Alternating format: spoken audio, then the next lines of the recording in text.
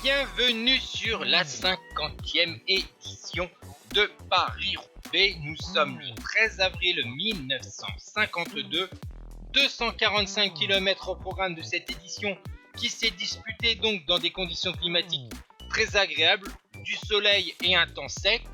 Et on va surtout assister à un véritable duel entre Fausto Coppi, la légende du cyclisme italien des années 40 et des années 50, et bien sûr Rik Van Steenbergen, la légende du cyclisme belge.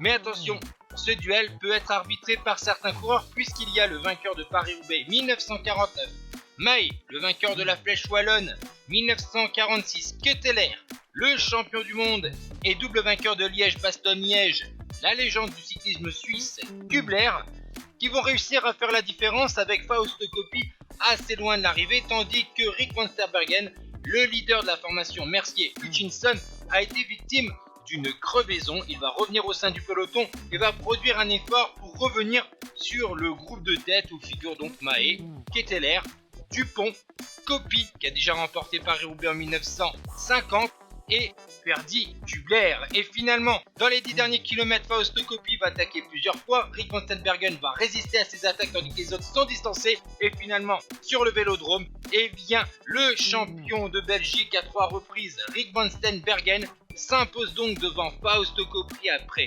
5 heures et 50 minutes de course. Il devance donc l'Italien. La 3e place est pour André Mahé, le Français de l'équipe Tero Hutchinson Walbert. 4e Ferdy Kubler, 5e Jacques Dupont, 6e Ketteler, 7e Louison Bobet, 8e Varnajo, 9e Petrucci et 10e Antonin Roland. Ciao tout le monde.